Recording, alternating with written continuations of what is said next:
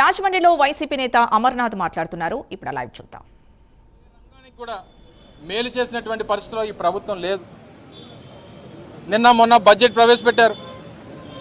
మొట్టమొదటిసారి అసలు అప్పు ఎంత తీసుకున్నారో, ఎంత ఖర్చు పెట్టారో, దేనికి ఖర్చు పెట్టారో, బడ్జెట్ ఎస్టిమేట్స్ ఏంటో కనీస అవగాహన లేనటువంటి కూర్పు ఏదైతే ఉందో నాకు తెలిసి బహుశా స్వతంత్రం వచ్చిన తర్వాత ఆంధ్రప్రదేశ్ రాష్ట్ర చరిత్రలో ప్రవేశపెట్టినటువంటి బడ్జెట్ ఏదైనా ఉందంటే మొన్న ప్రవేశపెట్టినటువంటి బడ్జెట్. సహజంగా అప్పులు చేసినటువంటి ఏ ప్రభుత్వం అన్నా చేసినటువంటి అప్పుకి ఖర్చు ఆ రాష్ట్రంలో ఉన్నటువంటి పేదవాడి సంక్షేమం కోసమో, రాష్ట్ర అభివృద్ధి కోసమో, రాష్ట్రంలో అసెట్ బిల్డింగ్ కోసమో సహజంగా ప్రభుత్వాలు అప్పులు చేస్తూ ఉంటాయి. కానీ గడిచినటువంటి 20 మాసాల్లో ఈ రాష్ట్ర ప్రభుత్వం చేసినటువంటి 2.5 లక్షల కోట్ల రూపాయల అప్పు మాత్రమే కనబడుతుంది తప్ప ఖర్చు కనబడట్లేదు. పోనీగా చేసినటువంటి అప్పు ఏమైపోయిందనంటే చంద్రబాబు నాయుడు గారికి, ఆయన కొడుక్కి తప్ప ఎవరికి తెలియదు. ఆ రోజు మేము 3 లక్షల కోట్ల రూపాయలు అప్పు చేశామని చెప్పి 3,20,000 కోట్ల రూపాయలు జగన్మోహన్ రెడ్డి గారి ప్రభుత్వంలో అప్పులు చేశామని చెప్పి రిపోర్ట్స్ చెప్తా ఉన్నాయి. అన్ని రకాలైనటువంటి ఫైనాన్షియల్ రిపోర్ట్స్ చెప్తా ఉంటే అందులో మేము 2,75,000 కోట్ల రూపాయలు డైరెక్ట్ బెనిఫిషరీ ట్రాన్స్ఫర్ కింద పేదవాడికి సంక్షేమం అందించామనేటువంటిది కూడా ప్రజలు చెప్తా ఉన్నారు. అంటే 3 లక్షల కోట్ల రూపాయలు అప్పు చేస్తే 2,75,000 కోట్ల రూపాయలు పేదవాడికి పంచాం. కానీ 20 మాసాల్లో 2.5 లక్షల కోట్ల రూపాయలు అప్పు చేసి 1 రూపాయి కూడా పేదవాడికి పంచకుండా మరి ఆ డబ్బుని ఏం చేశాడో ఈ ముఖ్యమంత్రి గారు రాష్ట్ర ప్రజలకు సమాధానం చెప్పాలి. వారు చెప్తున్నటువంటి సూపర్ 6 హామీల్లో ఏ హామీని కూడా పూర్తిగా అమలు చేయకుండా, కనీసం బడ్జెట్లో కేటాయింపులు పెట్టకుండా ఈరోజు మా బడ్జెట్ దేనికి ప్రవేశపెట్టారో కూడా తెలియనటువంటి పరిస్థితిలో ఉన్నాం. ఈరోజు రానటువంటి ఈ 3 సంవత్సరాల కాలంలో బహుశా నాకు తెలిసి రోజుకి 500 కోట్ల రూపాయలు అప్పు చేస్తూ ఉన్నాడు ముఖ్యమంత్రి గారు. ఈ 2 సంవత్సరాల్లో దాదాపు 3 లక్షల కోట్ల రూపాయలు, మరో 3 సంవత్సరాలు మరో 5 లక్షల కోట్ల రూపాయలు అప్పు చేస్తాడు, లేదా 6 లక్షల కోట్ల రూపాయలు అప్పులు చేస్తాడు. చివరికి రేపు అధికారం దిగిపోయేటువంటి సమయానికి ఆ అప్పులు కుప్పంతా తీసుకుని వచ్చి రేపు మా ప్రభుత్వం మీద పెట్టి వెళ్ళిపోతాడు. ఆయనకేమి పేదవాడికి పంచింది లేదు. వ్యవసాయ రంగం ఇబ్బంది పడతా ఉంది, వైద్య రంగం ఇబ్బంది పడతా ఉంది,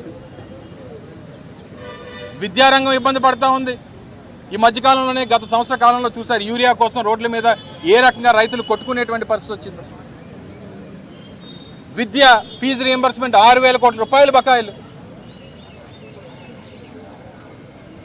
ఆరోగ్యశ్రీ వైద్యం 5,000 కోట్ల రూపాయలు బకాయిలు. ఇంకా డాక్టర్లు వైద్యం ఏమి అందిస్తారు? పేదవాడికి వైద్యం ఏమి అందుతుంది? పేదవాడి ప్రాణాలు ఎలా కాపాడుతారు? ప్రధానమైనటువంటి రంగాలు వ్యవసాయం, విద్య, వైద్యం దేనికి కూడా సరైనటువంటి కేటాయింపులు లేకపోతే, ఇక సంక్షేమం కోసం 1 రూపాయి కేటాయించకపోతే, మహిళలకి 1,500 రూపాయలు నెల ఇస్తానని చెప్పినటువంటి మాట గాల్లో కలిసిపోతే, నిరుద్యోగ యువతకి నెలకి 3,000 రూపాయలు నిరుద్యోగ భృతి ఇస్తానని చెప్పి ఆ భృతిని అలా ఎక్కడా కనబడకుండా చేసేస్తే, సంవత్సరానికి 3 సిలిండర్లు అన్నారు,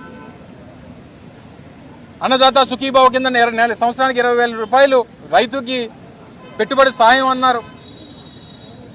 ఏది ఒక్కటి చేసే చెప్పండి. ఆ మహిళలు అడిగితేనేమో ఏదో P4 అన్నాడు ఆయన. ఏది ఆ P4 ఎక్కడుంది? ఆ P4 అంటే అసలు చంద్రబాబు నాయుడు గారికి తెలుసా అసలు P4 అంటే ఏంటో? ఇవన్నీ వదిలేసి, పేదవాడికి చేయాల్సినటువంటి కార్యక్రమాలను వదిలేసి చివరి రాంబాబు గారి మీద కేసు పెడతాం, ఆయన్ని ప్రేరేపిస్తాం, ఆయన తల్లిని తిడతాం, ఆయన చెల్లిని తిడతాం, ఆయన భార్యని తిడతాం, ఆయన ఏం మాట్లాడడానికి వీల్లేదు, ఒకవేళ తిరిగి మాట్లాడితే కేసులు పెడతాం. అంత పెద్ద ఎత్తున రెచ్చగొట్టి కర్రలు పట్టుకొని వచ్చి లాఠీలు, రాళ్ళు పట్టుకొని వచ్చి ఆయన మీద దాడి చేయాలని చెప్పి చూసి ఆయన్ని బూతులు తిడుతూ ఆయన్ని ప్రేరేపిస్తే, తిరిగి ఒక మాట అంటే మళ్ళీ తిరిగి ఆయన వచ్చి నేను ఈ స్థాయిలో ఉన్నటువంటి వ్యక్తిని పొరపాటున కూడా ఆ మాట అనకుండా ఉండాల్సిందని చెప్పి రిగ్రెట్ అయిన తర్వాత కూడా మీరు దాడి చేస్తే తిరిగి మళ్ళీ జైలు, ఆయనకి దాడి చేసిన వాళ్ళకి బెయిల్ను. ఇది ఎక్కడ కూడా ఈ రాజ్యాంగం బహుశా దేశంలో ఎక్కడ కూడా ఉండదు. ప్రపంచంలోనే చెప్పుకుంటాం, భారతదేశంలో అతిపెద్ద ప్రజాస్వామ్యం అని చెప్పుకునేటువంటి భారతదేశంలో ఒక్క ఆంధ్రప్రదేశ్ రాష్ట్రంలో మాత్రం అంబేద్కర్ గారు రచించినటువంటి రాజ్యాంగం నడవట్లేదు. కేవలం లోకేష్ రచించినటువంటి రాజ్యాంగం, రెడ్ బుక్ రాజ్యాంగం మాత్రమే నడుస్తూ ఉంది అనేటువంటి దానికి ఇవన్నీ ఉదాహరణలు. మీరు రేపు బిల్గేట్స్ గారిని తీసుకొని వస్తే ఏముంది, లేకపోతే ఇంకొకరిని తీసుకొస్తే ఏముంది? ఈ రాష్ట్రంలో లా అండ్ ఆర్డర్ లేనప్పుడు, పరిస్థితులు రాజ్యాంగం బద్ధంగా నడవనప్పుడు ఎంతమంది హేమీలు తీసుకుని వచ్చినా ఈ రాష్ట్రానికి ఒరిగేది ఏమి ఉండదు అనేటువంటి విషయాన్ని గమనించమని చెప్పి కోరుతా ఉంది.